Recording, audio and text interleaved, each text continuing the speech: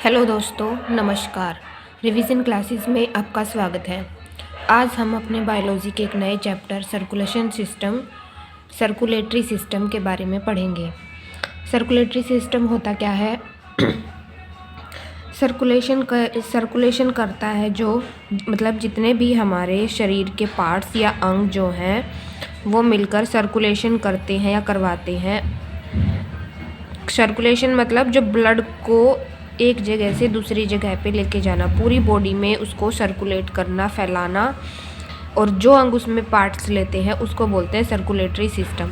पहला होता है, इसके पार्ट्स होते हैं ये हमारे चार, इन चारों के बारे में ही हमें मेनली पढ़ना है। पहला होता है ब्लड, ह्यूमन हार्ट, लिम्फ और ब्लड वेसल्स।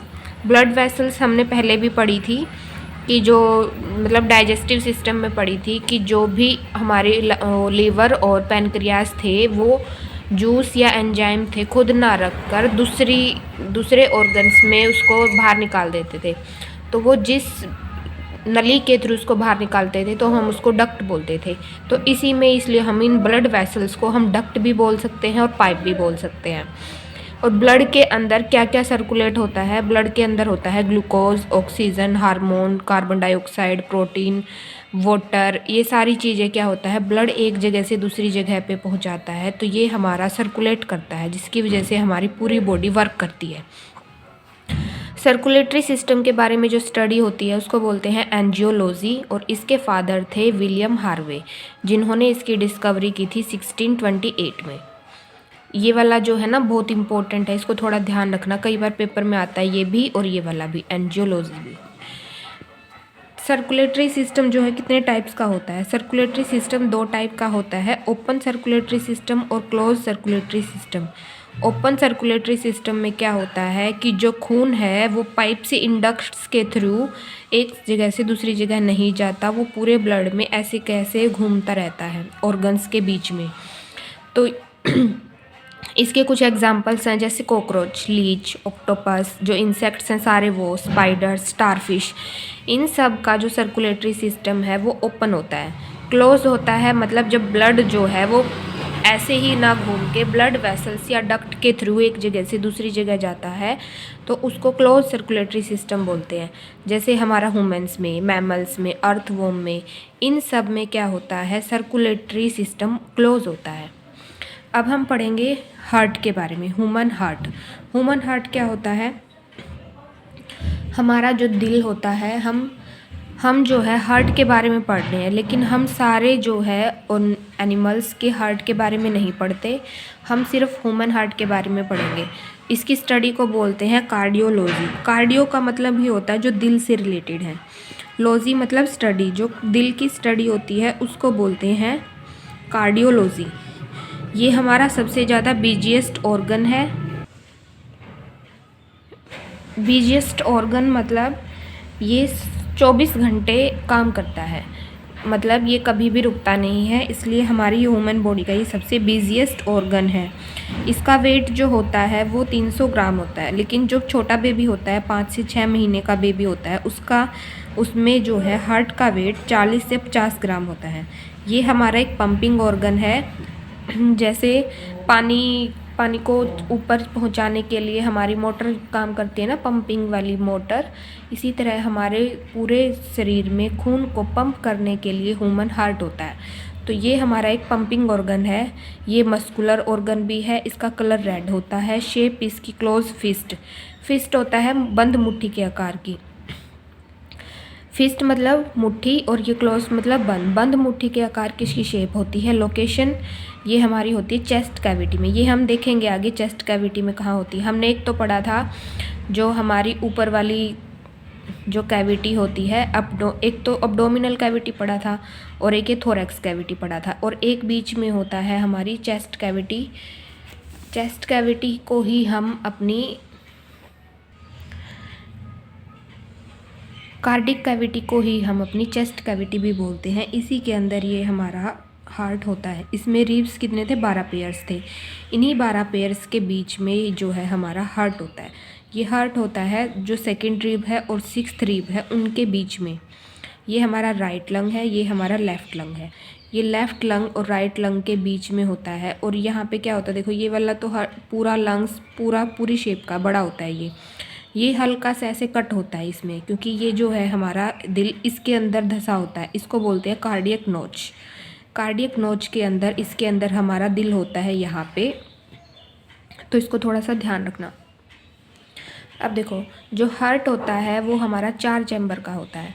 जो 4 चैम्बर का हार्ट होता है ये वाला जो है हमारा ह्यूमन में होता है। जो ह्यूमन हार्ट होता है वो 4 चैम्बर होता है। लेकिन कुछ जो हमारे मैमल्स हैं, एम्फीबियन, रेप्टाइल्स जो होते हैं, इनमें जो है चैम्बर्स अलग अलग होते हैं हार्ट में। एक बार वो देख लो, जैसे फ़िश के होते हैं। फ़िश के क्या होते हैं, पाइसिस भी बोलते हैं इनको, फिशिस को पाइसिस भी बोलते हैं। और इसमें 2 चैम्बर होते हैं हार्ट के, एक ऐसे और एक ऐसे।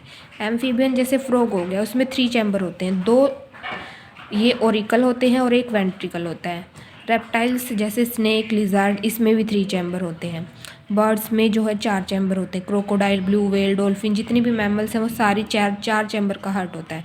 एक कॉकरोच इसका एक्सेप्शन है, जो कि बहुत इंपॉर्टेंट है, पेपर में भी आता है कि इसके कितने चैम्बर होते हैं हार्ट में। इसमें 13 चैम्बर होते हैं। ये इंपॉर्टेंट है, ध्यान रखना। जो ह्यूमन हार्ट होता है वो 4 चैम्बर का होता है। इसमें 2 जो होते हैं हमारे ये ओरिकल्स होते हैं। एट्रियम भी बोलते हैं इसको, ओरिकल भी बोलते हैं। तो ये 2 एट्रियम होते हैं और ये 2 वेंट्रिकल होते हैं। ये वाला लेफ़्ट होता है, ये वाला राइट होता है, ठीक है। ये वाले जो छोटे होते हैं, ये वाला जो ओरिकल होता है ये छोटा होता है, और ये वाला ओरिकल जो है ये बिग होता है, यानी कि बड़ा होता है, ठीक है। जो ह्यूमन हार्ट को चैम्बर में डिवाइड करने वाली मसल्स होती है उसको सेप्टम बोलते हैं। ये वाला पेपर में कई बार आता है क्वेश्चन, इसको ध्यान रखना कि ह्यूमन हार्ट को चैम्बर में डिवाइड करने वाली मसल्स को क्या बोलते हैं, सेप्टम बोलते हैं। ह्यूमन हार्ट क्या है, ह्यूमन हार्ट का जो लार्जेस्ट चैम्बर है या स्ट्रॉन्गेस्ट चैम्बर है वो कौन सा होता है, लेफ़्ट वेंट्रिकल। ये वाला जो हमारा वेंट्रिकल है या चैम्बर है ये हमारा सबसे बड़ा भी होता है और सबसे मजबूत भी होता है, क्योंकि इसी जो चैम्बर से यानी कि वेंट्रिकल से पूरी ह्यूमन बॉडी को ब्लड ये है पंप करने का काम इसी चैम्बर से होता है। अब देखो जो हमारा ह्यूमन हार्ट होता है इसके अंदर वॉल्व्स होते हैं। वॉल्व्स क्या होते हैं, वॉल्व्स होते हैं जो हमारे जो ये चैम्बर्स होते हैं, इन चैम्बर्स को ये जो अलग करती है ना, उसके अंदर बीच में खून को ट्रांसफ़र करने के लिए जो ये होते हैं छेद से, इनको बोलते हैं वॉल्व। जो ये वॉल्व होते हैं इनका क्या काम होता है, ये मस्कुलर होते हैं, ब्लड को डायरेक्शन देते हैं और बैक फ्लो से बचाते हैं। यानी कि ब्लड जो है इस चैम्बर से अगर इसमें आया है और इससे फिर पूरी बॉडी के अंदर गया है, तो जो ये वाला चैम्बर होता है ना, इसमें से ब्लड यहाँ से यहाँ नहीं जा सकता। यहाँ से यहाँ तो आएगा लेकिन यहाँ से यहाँ तक नहीं जाता, क्योंकि वो ये वॉल्व्स इसका काम करते हैं कि ब्लड आउटफ्लो ना हो। यहाँ से ये क्या हो गया, राइट ऑरिकल, ये लेफ़्ट वेंट्रिकल, ये राइट वेंट्रिकल, ये लेफ़्ट ऑरिकल और ये लेफ़्ट वेंट्रिकल। इसके और इसके बीच में ये 3 वॉल्व्स होते हैं, इसको बोलते हैं ट्राइकस्पिड वॉल्व।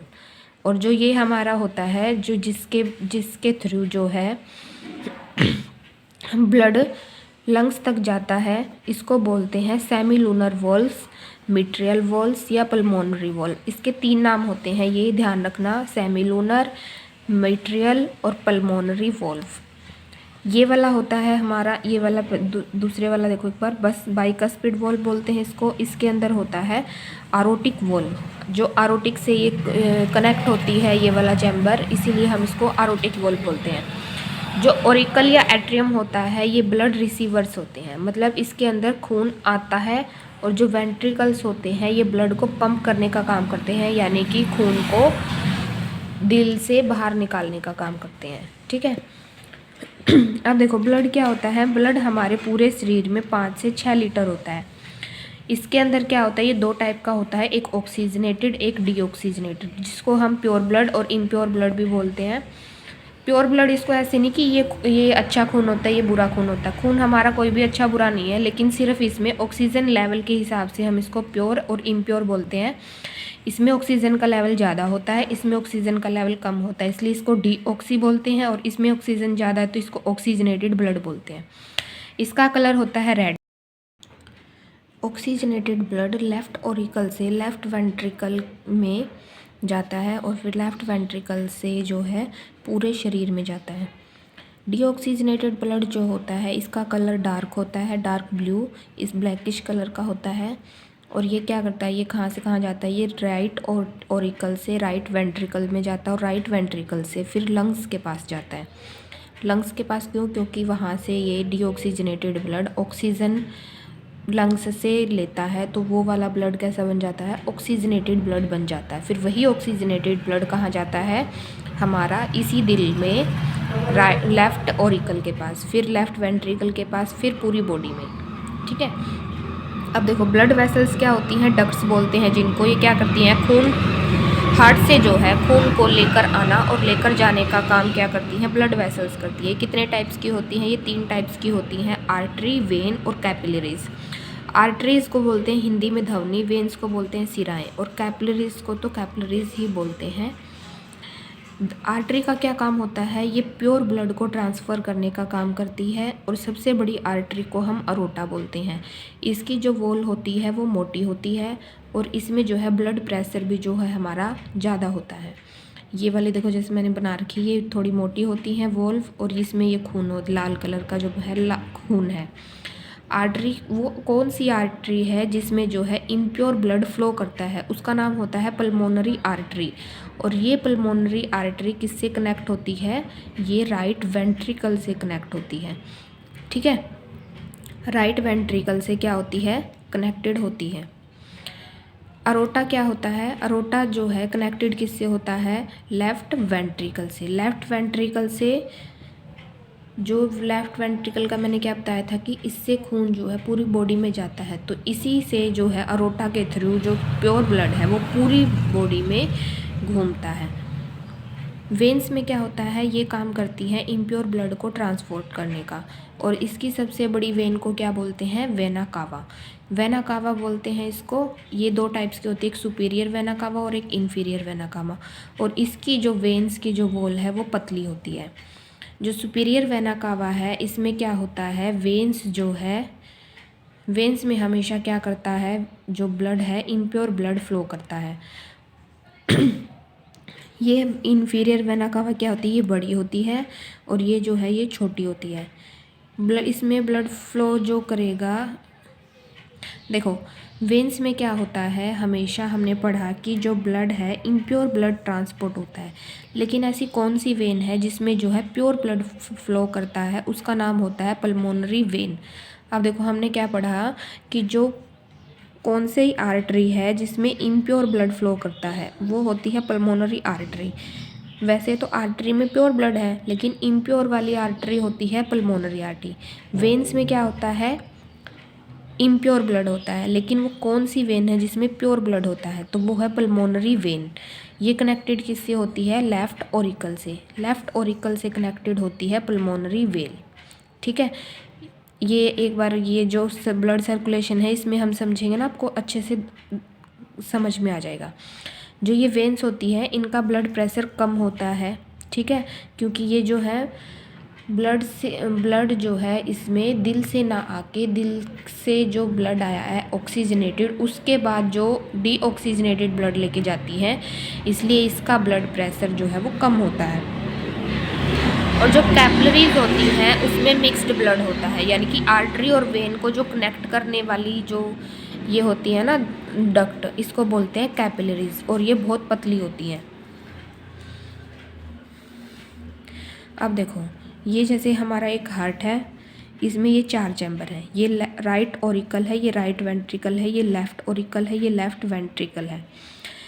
जो सुपीरियर वेना कावा और इन्फीरियर वेना कावा है, एक बार ये समझ लो कि सुपीरियर और इन्फीरियर इसको क्यों बोलते हैं। जब भी हमारी बॉडी के ऊपरले हिस्से से, जहाँ पे हार्ट है उसके ऊपर वाले हिस्से से जो ब्लड आता है इम्प्योर ब्लड, तो वो वाली जो इम्प्योर ब्लड को लेके आने वाली जो वेन्स होती है उनको वेना कावा बोलते हैं, और वो सुपीरियर होती है। सुपीरियर मतलब ऊपर से जो लेके आती हैं ब्लड, और जो दिल के नीचे वाले पार्ट्स हैं, हमारे ऑर्गन्स हैं, उनसे जितना भी डीऑक्सीजनेटेड ब्लड लेके आती हैं उसको, वो इन्फीरियर वेना कावा के थ्रू होती है। तो सुपीरियर वेना कावा और इन्फीरियर वेना कावा के थ्रू हमारा ब्लड राइट ऑरिकल में आया, राइट ऑरिकल से ट्राइकस्पिड वॉल्व के थ्रू जो है राइट वेंट्रिकल में हमारा ब्लड चला गया। अब राइट वेंट्रिकल से जो ये हमारा सेमीलूनर वॉल्व है, मिट्रल वॉल्व है, पल्मोनरी वॉल्व है, इसके थ्रू जो है हमारा इम्प्योर ब्लड जो है लंग्स के पास जाता है। अब वही लंग्स के थ्रू जो लंग्स के पास जो ब्लड गया है, वही ब्लड क्या होगा, डीऑक्सीजनेटेड से ऑक्सीजनेटेड बन जाएगा, क्योंकि लंग्स क्या काम करते हैं, उसमें ऑक्सीजन को जो है वो इन करा देते हैं और कार्बन डाइऑक्साइड को आउट करा देते हैं। तो वहाँ से जो ब्लड है डीऑक्सीजनेटेड से ऑक्सीजनेटेड बन गया। अब वो ऑक्सीजनेटेड ब्लड लंग्स से कहाँ आता है, वो आता है लेफ्ट ऑरिकल में। अब लेफ्ट ऑरिकल में वो ब्लड आया लंग्स से लेफ्ट ऑरिकल में ब्लड आने के बाद वो जाएगा बाइकस्पिड वॉल्व के थ्रू लेफ्ट वेंट्रिकल में। अब लेफ्ट वेंट्रिकल क्या करेगा, इससे जुड़ी होती है हमारी अरोटा, जो सबसे बड़ी क्या होती है, आर्टरी होती है। इसी आर्टरी के थ्रू पूरा ब्लड जो है हमारे पूरी बॉडी में चला जाता है। ठीक है, यही ब्लड सर्कुलेशन मैंने यहाँ पे लिखा है कि बॉडी के जो चेस्ट के ऊपर वाले हिस्से से जो इम्प्योर ब्लड आता है वो सुपीरियर वेना कावा में आता है, और बॉडी के जो निचले हिस्से से इम्प्योर ब्लड आता है वो इन्फीरियर वेना कावा से आता है। इसमें ब्लड राइट ऑरिकल में आया, राइट ऑरिकल से ट्राइकस्पिड वॉल्व में राइट वेंट्रिकल में गया, फिर यहाँ पे सेमीलूनर वॉल से जो ब्लड है इम्प्योर ब्लड वो है लंग्स में गया। लंग्स से ऑक्सीजन तो हमने आउट करा दी और ऑक्सीजन को तो इन करा दिया और कार्बन डाइऑक्साइड को आउट करा दिया। फिर वो ब्लड कैसा बन गया, प्योर ब्लड। और यही प्योर ब्लड कहाँ गया, फिर हमारा प्योर ब्लड गया लेफ्ट ऑरिकल में। लेफ्ट ऑरिकल में जो प्योर ब्लड गया है, इसको यहाँ पे ये आर्टरी ना बन के ये वेन हो जाती है, पल्मोनरी वेन। ये लेफ्ट ऑरिकल में जो ब्लड गया है, इसी लेफ्ट ऑरिकल से जो ब्लड है फिर कहाँ पे चला गया, लेफ्ट वेंट्रिकल में। बाइकस्पिड वॉल्व के थ्रू लेफ्ट वेंट्रिकल में गया और लेफ्ट वेंट्रिकल से फिर अरोटिक वॉल्व के थ्रू जो है अरोटिक वॉल्व से अरोटा में पूरी बॉडी को फिर ये ब्लड क्या हो गया, सर्कुलेट हो गया। और फिर यही सारा ब्लड वापस से फिर इसमें आएगा, फिर यही प्रोसेस बार बार चलती रहती है। इसी को हम ब्लड सर्कुलेशन बोलते हैं। और ब्लड सर्कुलेशन या कार्डियक साइकिल, ये देख लो एक बार, मैंने थोड़ा अच्छे से बना दिया यहाँ पे आपके लिए। यही विलियम हार्वे ने दिया था 1628 में। और इस पूरी प्रोसेस को होने में हमारे पूरे ब्लड को सर्कुलेट करने में सिर्फ 0.8 सेकेंड का टाइम लगता है। देखो, बॉडी के जितने भी पार्ट्स हैं, सारे पार्ट से वेन्स में क्या होता है, इम्प्योर ब्लड, ऑक्सीजन कम होती है, कार्बन डाइऑक्साइड ज़्यादा होती है। सुपीरियर वेना कावा और इन्फीरियर वेना कावा से राइट ऑरिकल में आया, फिर ट्राइकस्पिड वॉल्व के थ्रू राइट वेंट्रिकल में गया, राइट वेंट्रिकल से सेमीलूनर वॉल्व के थ्रू यही इम्प्योर ब्लड, ये अब हमारी डक्ट हो गई, इसको बोलेंगे पल्मोनरी आर्टरी, ये गया लंग्स के पास। अब लंग्स से क्या हो गया, यही जो ब्लड है, ऑक्सीजन इसके अंदर मिक्स हो जाएगी, कार्बन डाइऑक्साइड इससे बाहर निकल जाएगी, तो ये प्योर ब्लड हो जाएगा। यही प्योर ब्लड फिर कहाँ जाएगा, पल्मोनरी वेन में। अब पल्मोनरी वेन में क्या होता है, ये पल्मोनरी वेल से जाएगा लेफ्ट ऑरिकल में, फिर बाइकस्पिड वॉल्व के थ्रू लेफ्ट वेंट्रिकल में, और अरोटिक वॉल्व के थ्रू अरोटा से ये जाएगा वापस से सारे बॉडी पार्ट्स में। फिर यही प्रोसेस दोबारा से चलती रहती है ऐसे ऐसे। ठीक है, अब हम होती है ब्लड प्रेशर। ब्लड प्रेशर क्या होता है, जब आर्टरी में जो ब्लड फ्लो करता है, वो ब्लड जो है आर्टरी की वॉल्व्स पर कुछ प्रेशर लगाता है, और इसी प्रेशर को हम बोलते हैं ब्लड प्रेशर। आर्टरी की वॉल पर जो ब्लड के कारण प्रेशर लगता है उसको हम ब्लड प्रेशर बोलते हैं। और जो इसको बीपी, यानी कि मेनली हम इसको बीपी बोलते हैं शॉर्ट फॉर्म में। जो बीपी होता है उसको एक मशीन होती है जिसको चेक करने वाली, और इसको हम हमेशा लेफ़्ट हैंड में चेक करते हैं। उसका नाम होता है स्फाइनोगैनोमीटर। स्फाइनोगैनोमीटर में हमें दो टर्म दिखाई देती हैं, एक सिस्टोलिक और एक डायस्टोलिक, मतलब एक अपर लिमिट और एक लोअर लिमिट। जो हमारी इसकी लिमिट होती है बीपी की, एक नॉर्मल इंसान की 80 से 120 होती है, ये इसकी यूनिट होती है। ये कई बार पूछ लेते हैं, इसको ध्यान रखना, mmHg। ठीक है, और देखो सिस्टोलिक हमारा ये हो गया, डायस्टोलिक हमारा ही इतना होता है। ये इतना इतना का क्या मतलब होता है कि जब जो हमारे हार्ट में जो खून आता है और खून एक हार्ट से बाहर जाता है, तो उसका बोलते हैं सिस्टोलिक और डायस्टोलिक। जब क्या होता है, कॉन्ट्रैक्शन होती है। कॉन्ट्रैक्शन मतलब जो हमारा दिल है वो ऐसे होता है, कॉन्ट्रैक्ट करता है, बंद होता है, तो खून क्या हो जाता है इससे। देखो, अगर जैसे स्पंज की तरह मानो, स्पंज में क्या होता है, जब हम उसको ऐसे निचोड़ देते हैं तो खून उसमें से पानी बाहर निकल जाता है, और जब हम उसके अंदर उसको खुला छोड़ देते हैं तो खून उसके अंदर, पानी उसके अंदर भर जाता है। इसी तरह हमारे दिल का काम होता है, जब वो कॉन्ट्रैक्ट करता है तो उसमें से खून बाहर निकलता है, और जब वो रिलैक्स करता है हार्ट तो उसमें जो है ब्लड अंदर आता है। तो यही लिखा है, जब कॉन्ट्रैक्शन होता है तो ह्यूमन हार्ट से जो है ब्लड वो बाहर जाता है, वेंट्रिकल से बाहर चला गया, और जब रिलैक्स करता है तो ऑरिकल्स में खून जो है वो हमारा आता है, तो ब्लड इनसाइड करता है हार्ट के अंदर, इसलिए हम इसको डायस्टोलिक बोलते हैं, और ये सिस्टोलिक, इसको सिस्टोलिक बोलते हैं। अब इसमें क्या होता है कि 2 बार जो है ब्लड जो है अंदर आता है और 2 बार बाहर जाता है, यानी कि लेफ़्ट ऑरिकल में और लेफ़्ट वेंट्रिकल में, तो इसलिए हम इसको डबल सर्कुलेशन भी बोलते हैं। जो हाई बीपी होता है उसको हाइपरटेंशन बोलते हैं, लो बीपी को बोलते हैं हाइपोटेंशन। हाइपरटेंशन मतलब आर्टरी पर प्रेशर जो है ज़्यादा हो जाता है, तो कुछ टाइम के बाद जो होती है हमारी आर्टरी जो है वो फट जाती है, और इसी के फटने को हम बोलते हैं कि उसको हार्ट अटैक आया है।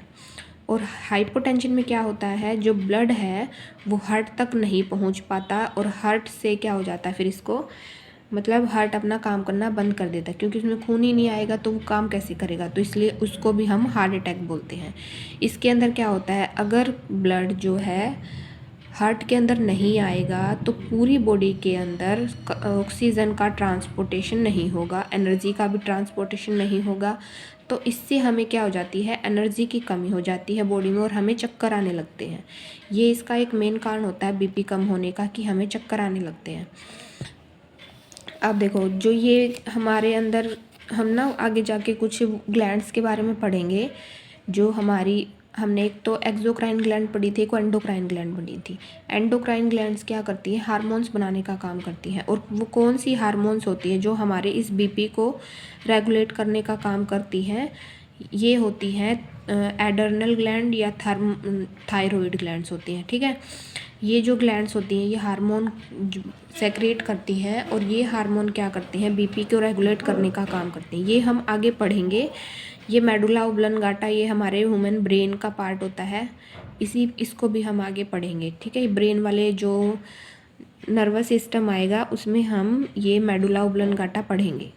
ठीक है, आप देखो, जो हमारा कॉन्ट्रैक्शन हुआ, रिलैक्सेशन हुआ, एक कॉन्ट्रैक्शन और एक रिलैक्सेशन, मतलब एक सिस्टोल और एक डायस्टोल, उसको हम बोलते हैं एक ह्यूमन बीट, हार्ट बीट।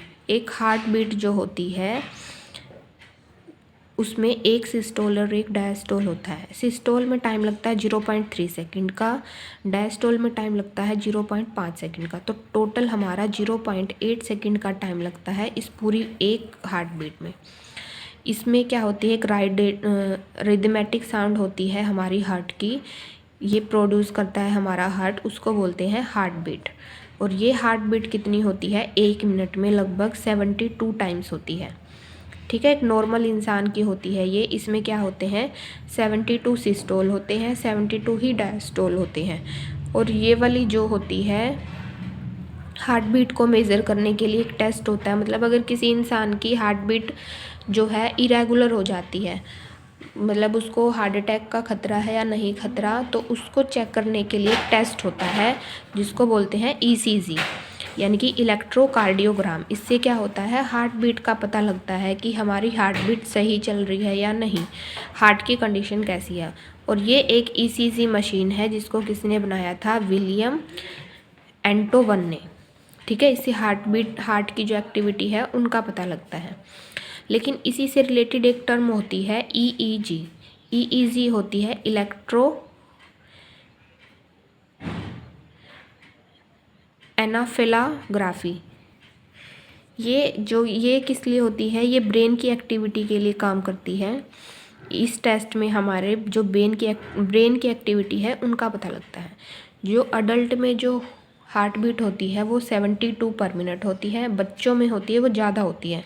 बच्चों में ज़्यादा इसलिए होती है क्योंकि उनको जो है बहुत ज़्यादा एनर्जी की ज़रूरत होती है, क्योंकि उनमें ऑर्गन्स जो है वो डेवलप हो रहे होते हैं। तो ये जो है 150 पर मिनट होती है, और एक जो गर्भ में बच्चा होता है माँ के, उसकी होती है 200 पर मिनट। उसकी इतनी ज़्यादा क्यों होती है? क्योंकि वो जो है उसके ऑर्गन्स अभी और भी ज़्यादा बन रहे होते हैं। ठीक है, तो ये वाले जो ऑर्गन्स बनते हैं इसमें ऑर्गन्स डेवलप हो रहे होते हैं, तो इसलिए इन दोनों की हार्ट बीट जो है वो ज़्यादा हो जाती है। ठीक है, ये कई बार पूछ लेते हैं कि जो हार्ट बीट होती है ये कम हो जाए या हार्ट बीट ये ज़्यादा हो जाती है तो इनको क्या बोलते हैं? इसको बोलते हैं ब्राडियोकार्टा और इसको बोलते हैं ट्राइकोकार्डिया। ठीक है, जिम या रनिंग के टाइम जो हमारी अडल्ट की भी जो होती है हार्ट बीट वो तेज़ हो जाती है, 90 से 92 पर मिनट भी हो सकती है। तो ये नॉर्मल होती है। जो एथलीट्स होते हैं उनकी तो ऐसी हार्ट बीट होना नॉर्मल्स होती है। एथलीट्स होते हैं, आपने सुना होगा, उनकी जो हार्ट बीट है वो कई बार कम शो करते हैं। कम क्यों करते हैं? ये ऐसी ड्रग्स ले लेते हैं जिससे उनकी हार्ट बीट कम हो जाती है। ये हार्ट बीट कम करने का मकसद क्या होता है इनका? क्योंकि जितनी ज़्यादा हार्ट बीट होती है उतनी ज़्यादा एनर्जी यूज़ होती है, और एथलीट्स को चाहिए होती है एनर्जी ज़्यादा, तो इसलिए वो अपनी ड्रग्स लेते हैं ताकि उनकी एनर्जी कम खर्च हो, इसलिए उनकी हार्ट बीट कम हो जाती है।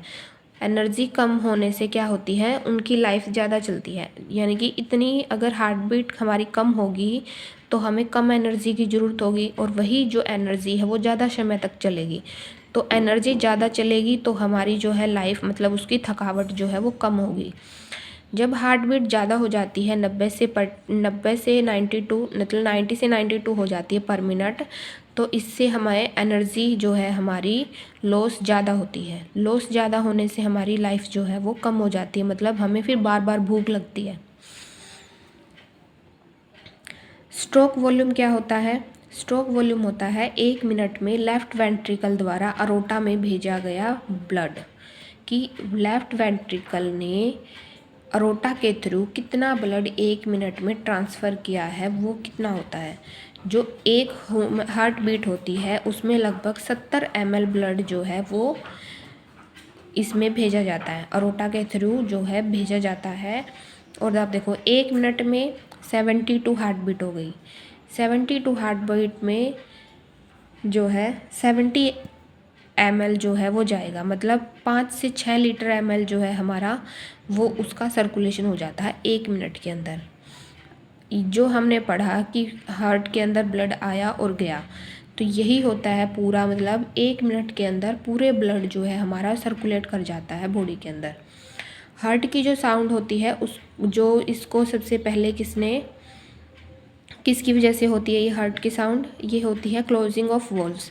जब वॉल्व्स जो होते हैं, हमने 4 वॉल्व्स पढ़े हैं हार्ट में, वो बंद होते हैं, खुलते हैं, तो उनकी वजह से जो आवाज़ प्रोड्यूस होती है उसको बोलते हैं, उसकी वजह से ये प्रोड्यूस होती है। नॉर्मल केस में क्या होती है? इसकी आवाज़ लबडब होती है, और जब यही आवाज़ अब नॉर्मल हो जाती है तो ये मर की आवाज़ आती है। ठीक है, और इसी की वजह से क्या होती है, ये अब नॉर्मल क्यों होती है? क्योंकि जो हमारी ब्लॉकेज हो जाती है वॉल्व्स के अंदर, और ये वॉल्व्स जो होती हैं फिर इससे ब्लॉकेज होने से हार्ट अटैक का खतरा बढ़ जाता है, इसको कार्डियक अरेस्ट बोलते हैं। और ये वॉल्व्स की जो हमारी ब्लॉकेज है इसको हम सर्जरी के द्वारा ठीक करते हैं, और जब वॉल्व्स बिल्कुल ही ख़राब हो जाते हैं तो उनके अंदर हमें क्या होता है, आर्टिफिशियल वॉल्व डालने पड़ते हैं, जिसको ये आर्टिफिशियल वॉल्व ही क्या होते हैं, इनको स्टंट बोलते हैं। स्टंट बोलते हैं कि स्टंट डले हैं। ये स्टंट किसके बने होते हैं? ये प्लैटिनम की या टाइटेनियम मेटल के बने होते हैं, जो बहुत महंगी आती है, इसलिए इनको डालने का खर्चा भी बहुत ज़्यादा होता है।